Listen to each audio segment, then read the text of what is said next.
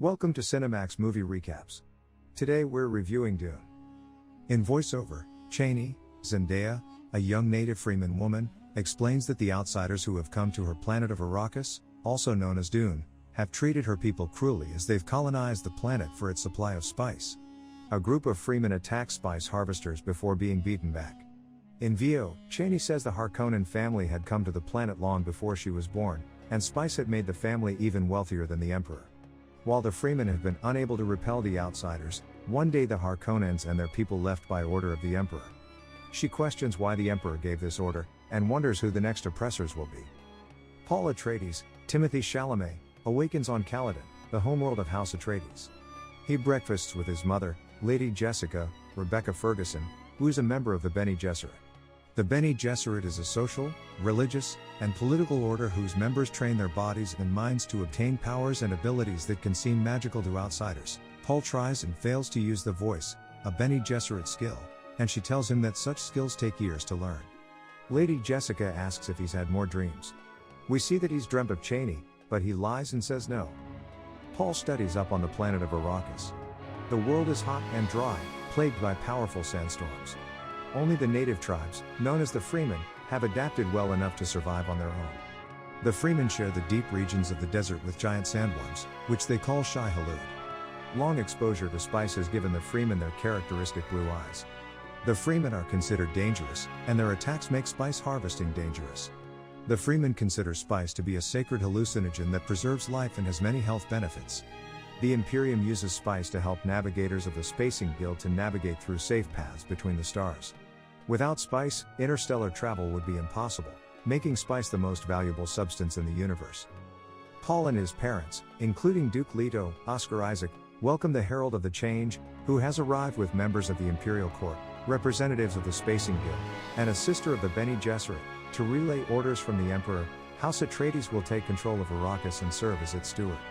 Duke Leto accepts on behalf of House Atreides. Paul meets with Duncan Idaho, Jason Momoa, the swordmaster of House Atreides. Paul asks for Duncan to take him with him when Duncan leaves for Arrakis with an advance team. Duncan declines, saying he'd be court-martialed. Paul tells Duncan about premonitory dreams he's had of Arrakis, of the desert, a mysterious Freeman girl, and Duncan himself with the Freeman. In his dreams, he also saw Duncan lying dead in battle. Duncan still refuses to take Paul with, not believing in the dreams. Paul goes to see his father, Duke Leto. He requests to be allowed to accompany Duncan to Arrakis, but Leto refuses, telling Paul that he is the future of the house. Leto says that he will need Paul at his side when he himself arrives on Arrakis. He believes that, in taking Arrakis away from House Harkonnen and giving it to House Atreides, the Emperor has set the stage for a war that will weaken both powerful houses and strengthen his own position of power. Duke Leto has sent Duncan ahead with an advance team to establish contact with the Freemen and forge an alliance against the Harkonnens. Paul casts doubt on whether he's meant to be the leader of House Atreides someday. Duke Leto says that he had such doubts himself when he was young, but that no matter what Paul chooses, he will still be his son. Paul trains at sword fighting with Gurney Halleck, Josh Brolin, and weapons master of House Atreides. They use a type of force field shield to prevent the blades from penetrating. Paul is reluctant to train, but Gurney pushes him on, and they fight to what would have been a mutual death if not for the shields. Paul doesn't seem to take the training seriously. Gurney warns him of what House Atreides will soon face. The Harkonnens were in control of Arrakis for 80 years, the spice giving them immense wealth, and control of the spice has now been taken from them. Gurney tells Paul that the Harkonnens are inhuman and brutal. On Gadi Prime, the homeworld of House Harkonnen, Beast Robin, Dave Bautista, nephew of Baron Harkonnen, Stellan Skarsgård, meets with his uncle to tell him that all of their ships have left Arrakis. He asks the Baron how they could let this happen, how the Emperor could take the planet from them and give it to House Atreides. The Baron says mysteriously that a gift is not always a gift, House Atreides is on the rise, and the Emperor is a dangerous, jealous man. Back on Caladan, Lady Jessica wakes her son, telling him to dress and follow her.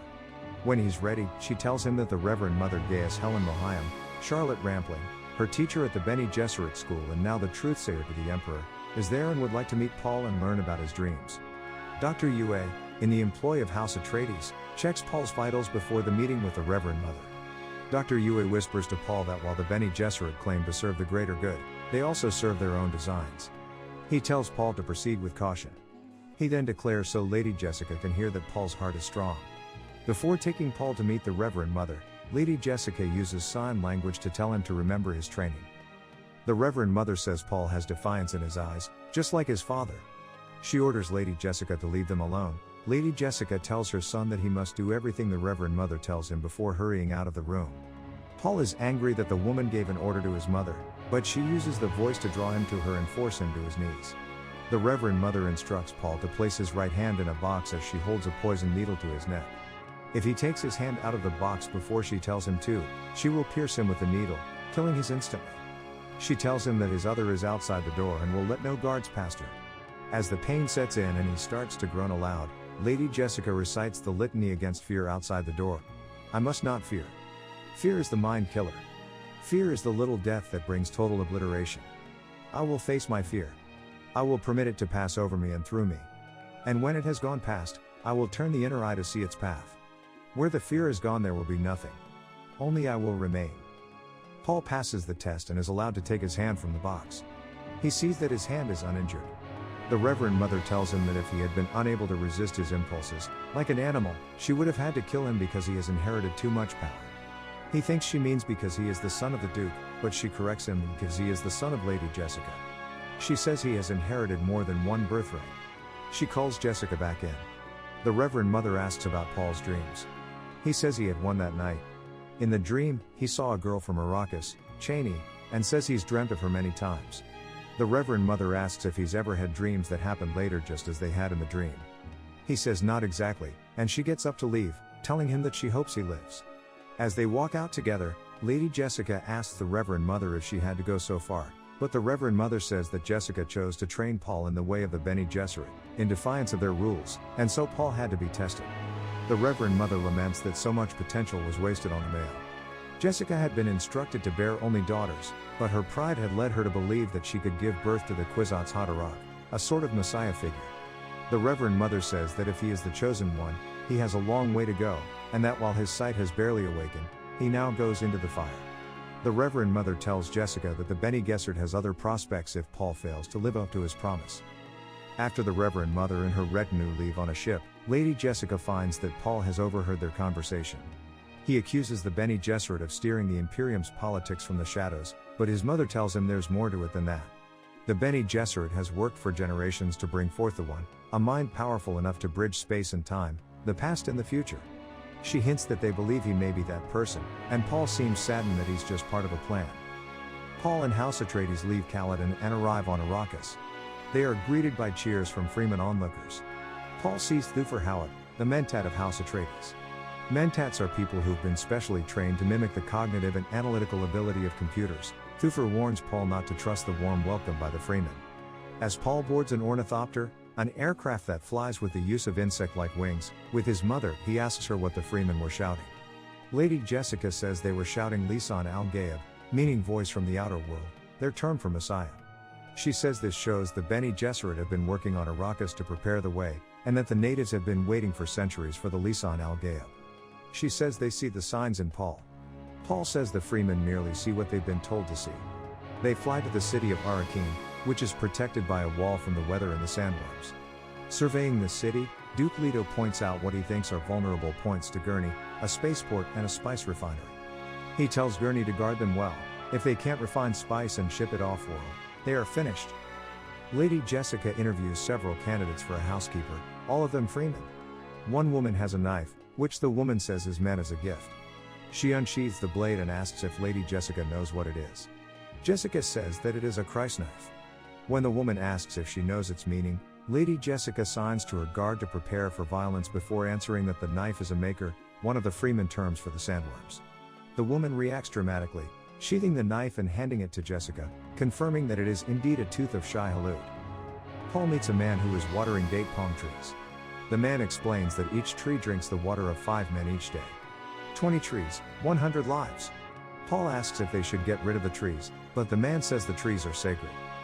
Alone in his room, Paul learns more about the planet of Arrakis. The most dangerous organism on the planet is the sandworm, which can grow to over 400 meters in length. To avoid attracting sandworms, the Fremen cross the desert using the sand walk, a special walk using an irregular rhythm that mimics the natural sounds of the desert. The scant plant life that exists on the planet is thanks to the Fremen, who've cultivated several hardy plant species. Paul then notices a hunter-seeker, a tiny floating machine used by assassins, entering through a small hole in the wall. The device finds Paul and flies at him, but stops before it can reach him. As a servant enters the room, Paul grabs the device in his hand, destroying it. He says the operator of the hunter-seeker must be nearby. They find the assassin, who is now dead, in the wall. He'd been cemented into a crevice in the wall weeks before, biding his time until he could send the hunter-seeker through a water pipe to kill Paul. Dr Howard claims to have failed to protect Paul and offers his resignation. Duke Leto does not accept, telling him that if he wants to find absolution, to find the spies in their midst. A Bene Gesserit sister meets with Baron Harkonnen and his mentat, Peter de Vries, David de Smalchin. He asks what the message is from the Emperor. She tells him that the Emperor will strengthen Harkonnen's forces with his own elite military force, the Sardaukar, but that nobody can ever know about it. Harkonnen says there are no satellites over Arrakis, and that the Atreides will die in the dark. The sister tells Harkonnen that he may kill Duke Leto, but that he must allow Lady Jessica and Paul the dignity of exile. Harkonnen gives his word that he will not harm Lady Jessica or Paul. However, after she leaves, the Baron makes it clear to his mentat that he has no plans to let either the woman or her son live. The Baron, a very large man, floats up into the air. At a strategy meeting, Thufir Hawat informs the Duke that he has gotten his hands on the Harkonnens' account books, and they were taking 10 billion Solaris, the currency of the Imperium, out of Arrakis each year. He says that House Atreides won't see those kinds of profits for a while with the equipment the Harkonnens left them. The group goes out to see the spice silos, many of which were sabotaged by the Harkonnens. Paul says there is supposed to be a judge of change to oversee and arbitrate the transition of Arrakis.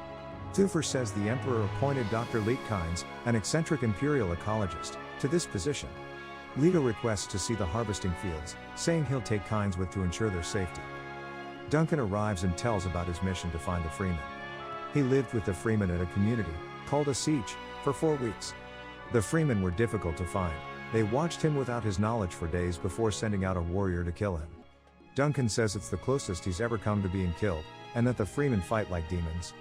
He's learned that there are millions of Freemen on Arrakis, some located in tunnels below ground, far above the Harkonnen estimate of 50,000. Duncan has brought Stilgar, the leader of a Freeman tribe, to meet the Duke. Leto's guards are wary of letting Stilgar in because he has a crysknife that he refuses to hand over. After Duncan tells them that the crysknife is sacred to the Freeman, Leto allows the man in. After Leto greets him, Stilgar spits on the ground. Leto and his guards take this as a sign of disrespect until Duncan makes it clear that this is a sign of respect, that Stilgar is offering the gift of his body's moisture. Leto and his people respond in kind, spitting on the ground. Stilgar tells them that they are outworlders who take spice and give nothing in return. Leto says he knows the Freemen have suffered under the Harkonnens but that he will give them what is in his power to give. Stilgar asks only that they stay out of the desert, that they don't seek out the Freemen sieges or bother them, and to just take the spice and go. Leto says he cannot promise to stay out of the desert, but that he will leave the sieges alone. Stilgar says this is honorable and turns to leave. Paul speaks up, asking Stilgar to stay. Stilgar says he cannot stay but says in his native tongue that he recognizes Paul. He then leaves. Thufir says that their plan is bearing fruit, but will take time. Duncan shows them some of the technology he's borrowed from the Freemen, including a paracompass, which can tell direction despite magnetic interference from the planet's moons, which prevents a traditional compass from working correctly. Gurney jokes that Duncan has gone native, and Duncan admits that he admires the Freemen. Duke Leto and his people meet Dr. Leet Kynes. The woman inspects the integrity of the still suits of Leto and Paul, explaining that the heat of the Arrakis desert would kill them in less than 2 hours if they didn't have the suits. The suits help to keep the wearer cool while recycling the body's moisture lost through sweat, allowing the wearer to drink the recycled water. Dr. Kynes is impressed at the way Paul is wearing his suit in a non-standard fashion.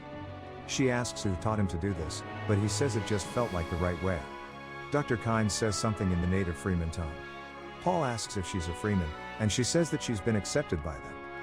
Kynes takes them to see the harvesting fields aboard 3 ornithopters. She shows them one of the harvesting crawlers as it does its job harvesting spice from the surface. She points out spotter aircraft on the lookout for Wormsine, a sand wave moving toward the crawler. She explains that worms travel deep but get closer to the surface when they prepare to attack. The worms are attracted by noise and vibration and will try to attack the harvesters. Paul asks why they don't just shield the machines, but Kynes says shields are a death sentence in the desert as they attract the worms and drive them into a killing frenzy. Duke Leto spots a sand wave and Kynes calls out the sighting to another craft, explaining that they'll call for a carryall to retrieve the crawler, which will harvest spice up until the last minute. The carryall arrives, but a malfunction prevents it from being able to lift the crawler. As the crawler can't be lifted out, its crew is in danger. Kynes says the crawler has a crew of about 21, and Leto decides that the ornithopters will take 6 men each. Paul points out that this still leaves them 3 men short, but Leto says they'll find a way before steering his thopter for the crawler, with the others following his lead. Landing near the crawler, Leto orders his men to throw out the thopter's shield generators to make room and reduce weight. He then calls out over the radio for 7 men each to be put aboard the 3 thopters. Paul disembarks with some of the others, setting foot in the desert. The carryall disengages and flies away as the worm nears. The crew of the crawler comes running out. Paul directs some of them to his thopter, but then falls into a trance. The worm gets ever nearer, and Leto is about to take off when they realize Paul isn't on the thopter. Paul is on his knees near the crawler, whispering to himself. He is pulled from his daze when Gurney comes to retrieve him. They make a run for the thopter but are knocked to their feet as the worm starts to break the surface, causing the sand to shift and begin sinking in. They regain their feet and make it to the thopter, and they all watch from above as the sandworm swallows the crawler whole. Back at the base, Duke Leto warns Paul that he can't take such risks and Paul apologizes.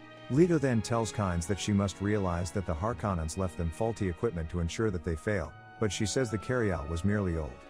She tells him that she is not there to take sides, and that men like him have come and gone. She tells him to take good care of his family. Paul is examined by Dr. Ewing. Ewing says that spice is a psychoactive chemical, and that Paul seems to be sensitive to it but that he'll be fine. Dr. Ewing leaves. Paul tells his mother that what he experienced wasn't an allergic reaction, but that he had a vision. Jessica asks what he saw. His vision was of Cheney, the girl he's been seeing in his dreams for some time.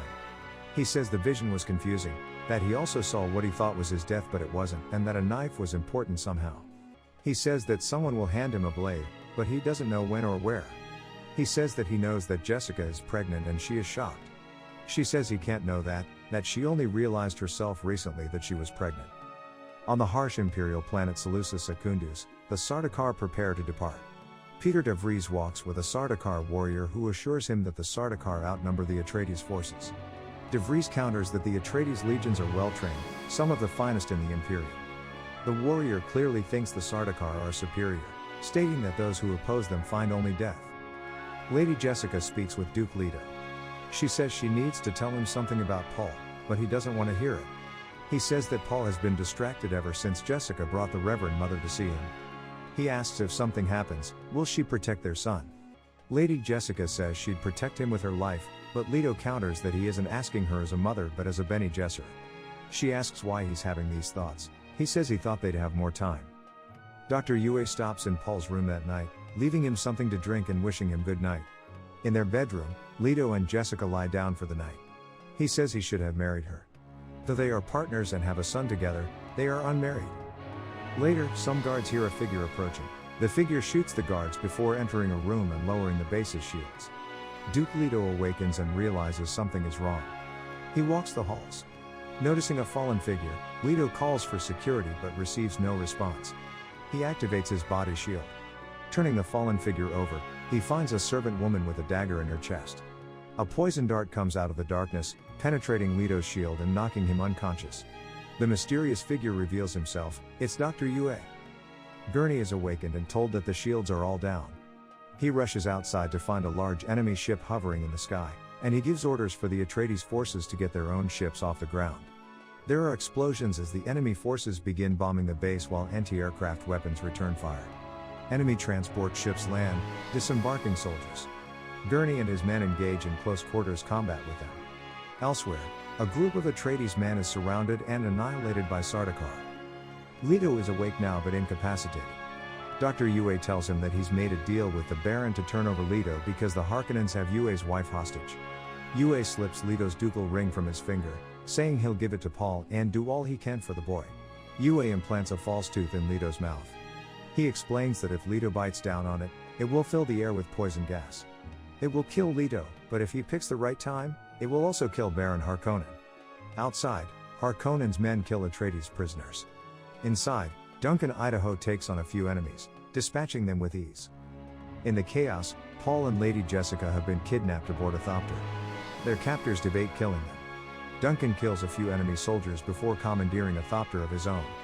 On the thopter with the captives, the Harkonnen men discuss raping Lady Jessica, lamenting that they've never had a highborn. Paul warns them not to touch his mother, and one of them smacks him. Lady Jessica signs to Paul that he isn't ready, but Paul attempts using the voice to manipulate one of the men to remove his mother's gag. It doesn't work, and the man tells him to shut up. The Harkonnen men decide they've gone far enough into the desert and decide to throw Paul out of the thopter.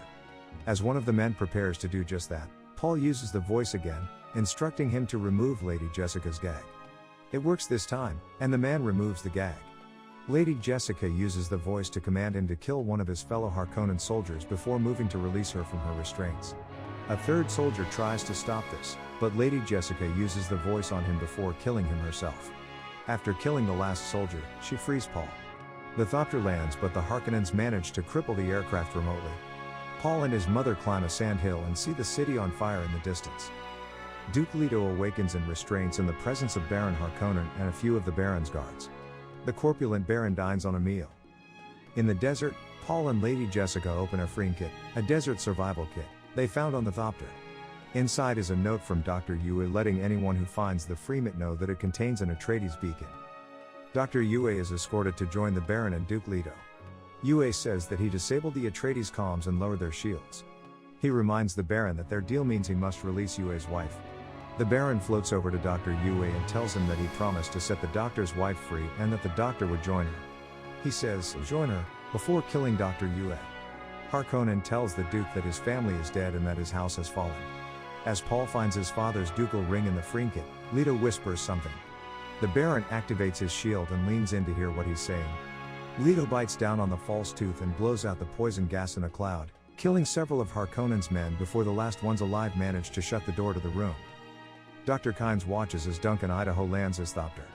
He is angry because he thinks she knew what was coming. She says that she is commanded to say nothing, to see nothing. Duncan says House Atreides was sent to Arrakis to die. Men in protective suits enter the room where Duke Leto let off the poison gas. They find the Baron alive. Out in the desert, Paul and his mother take shelter under a tent found in the freeing kit. Paul has another vision of Cheney. In the vision, the Freeman girl is watching a great battle in which Paul, clad in a full bodysuit, is a participant. Lady Jessica asks what else he sees in the vision. He becomes agitated as he tells her that he sees a holy war spreading across the universe like an unquenchable fire, a war of religion fought under the Atreides banner and in Paul's name. Lady Jessica tries to calm him, but he reacts angrily, telling her that the Bene Gesserit made him a freak. He then allows her to embrace him. He says he knows that his father is dead. They wait together as the Atreides beacon sounds regularly. Together, they leave the tent, which has been covered in sand. Paul sees a muad'Dib, a desert mouse, running away. He helps his mother climb out of the hole in the sand. Just then, a thopter comes roaring overhead before landing. It's Duncan, who has followed the beacon. On the thopter, Dr. Kynes is also aboard. Duncan tells them that the Harkonnens hit every population center on the planet at once, and that the Harkonnen forces were bolstered by the Sardaukar. Lady Jessica says this means the Emperor has taken the side of the Harkonnens. She asks what Kynes, the judge of the change, has to say about this. Kynes claims she is forbidden to say anything at all, but Paul points out that she risked her life to help them. They arrive at their destination, where they need to take cover from an oncoming sandstorm. The site is the location of an old ecological testing station. Long ago, a harsh Arrakis climate was meant to be tamed and the water locked beneath the sands freed. Work had begun to transform Arrakis into a paradise, but then spice was discovered, and nobody wanted the desert to go away. Paul tells Dr. Kynes that the great houses fear precisely what just happened to the Atreides, that the Sardaukar would pick them off one by one. Only together could they stand a chance against the Imperium. He asks if Kynes will testify that the Emperor moved against House Atreides, but she says that even if she were believed, it would only lead to general warfare between the great houses and the Emperor. Lady Jessica agrees, saying the result would be chaos. Paul suggests that he could make the Emperor an offer to marry one of his daughters, but Kynes doesn't think this is realistic. The Emperor tried to kill Paul, and now Paul is hiding in a hole in the ground. Paul says that the Freemen speak of the Lisan al-Gaib, who they think will lead them to paradise. Kynes says this is just superstition, but Paul tells her things about herself he can't know and says that he's seen her dream. He says that, as Emperor, he could make Arrakis into a paradise with a wave of his hand. The enemy has found the station, and soldiers lower themselves down onto it. Battle commences between them and the Freeman guards. In the room where Paul and Lady Jessica converse with Kynes, Duncan hears fighting.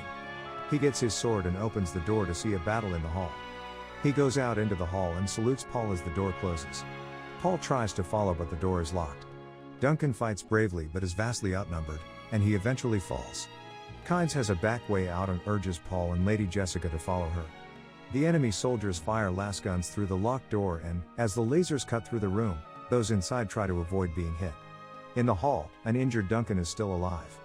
He attacks the soldiers, giving his friends a chance to escape before he finally dies. Kynes tells Paul and Jessica to find a thopter and take off, to fly into the storm and climb above it, where it's mostly dust, after which they should head south and find the Freeman. She says she can't go with because the thopter only seats 2, so she plans to find another station from which she can get in contact with the Landsrat, the body that represents all the great houses, about the Sardaukar attack. Paul and Lady Jessica find a small thopter and escape on it. Dr. Kynes plants a thumper in the sand. The device beats the sand, the vibrations attracting a sandworm. She has 2 hooks ready, and it's apparent that she means to attempt to ride the sandworm. As the worm nears, Kynes is stabbed from behind by Sardaukar soldiers. As the soldiers ready to execute her, Kynes bangs on the ground. The sandworm arrives, swallowing all of them from below. Paul and Lady Jessica flee toward the sandstorm with enemy thopters in pursuit. Missiles are fired at them, but Paul flies directly into the storm. The missiles follow but are unable to stay locked onto their target and explode harmlessly.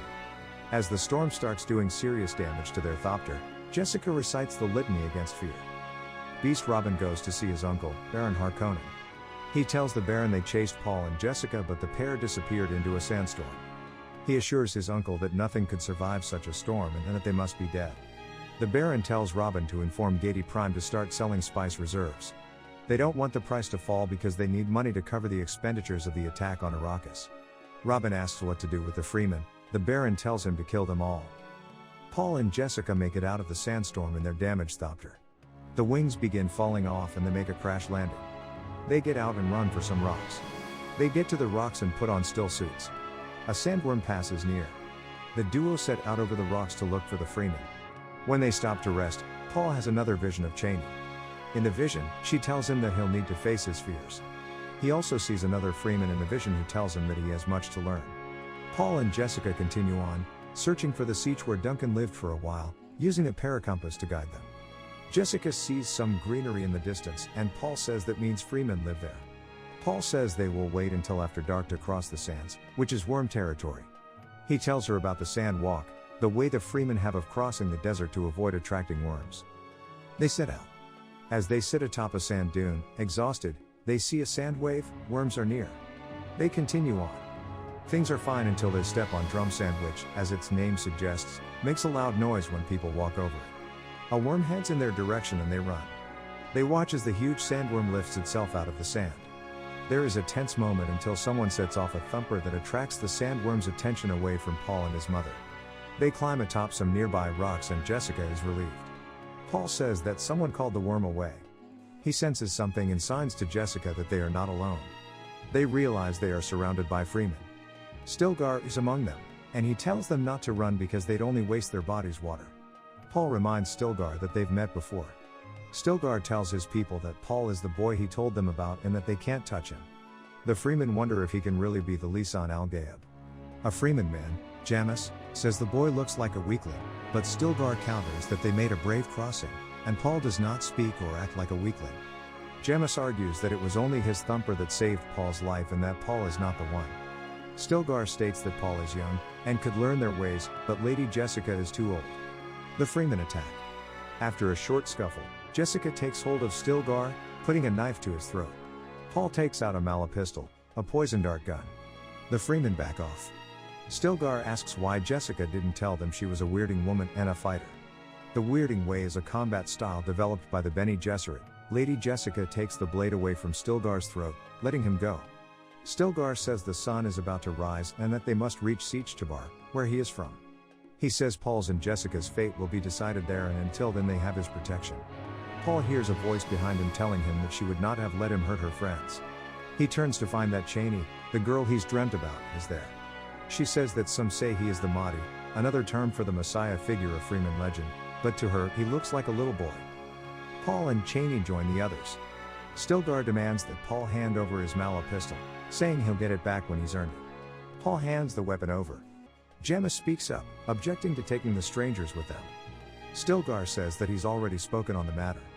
Gemma says Stilgar talks like a leader, but the strongest leads. Lady Jessica bested Stilgar in combat, and now Jamis challenges her to a fight. Stilgar says Jamis cannot challenge a Sayadina, a wise woman or priestess, and Jamis asks who will fight in her name. Stilgar warns Jamis not to do this. Jamis asks where her champion is and Paul steps forward. As they prepare for combat, Paul has another vision, hearing a female voice saying that Paul Atreides must die for Kwisatz Haderach to rise. The voice tells him not to be frightened and says that when you take a life you take your own. Cheney comes over and tells Paul that, while she doesn't believe he is the Lisan al-Gaib, she wants him to die with honor. She lends him a Christ knife given to her by her great aunt. Paul recognizes it as the knife he saw in an earlier vision. Cheney tells him it will be a great honor to die holding it. The Freeman and Lady Jessica look on as Paul and Jamis face each other. Jamis says, "May my knife chip and shatter," and Paul gives the man the same salute that Duncan Idaho gave before his final battle. The two men fight. Paul quickly takes an advantage, putting his blade to Jamis's throat and asking if he yields. Stilgar says there is no yielding and that one of them must die. Jamis fights ferociously, but time and again Paul winds up with his knife at the man's neck without killing him. Stilgar asks Jessica if her son is toying with his opponent, but she says that Paul has never killed a man. Jamis knocks Paul down. When Paul gets up, Jamis charges and Paul deals a killing blow. Stilgar says that Paul is one of them now. Lady Jessica insists that Paul needs to get off-world. Paul demurs, saying that his father came to Arrakis not for spice or riches, but for the strength of the Freeman people. He says that his own road leads into the desert and that if the Freeman will have them, they will come. The group heads into the desert, carrying the body of Jamis with them. Paul and Jessica stop, watching as a Freeman rides a sandworm using hooks. Cheney tells Paul that this is only the beginning. They continue onward. Subscribe for more videos like this, turn on notifications and leave a like to help our channel out. Thanks for watching and see you next time.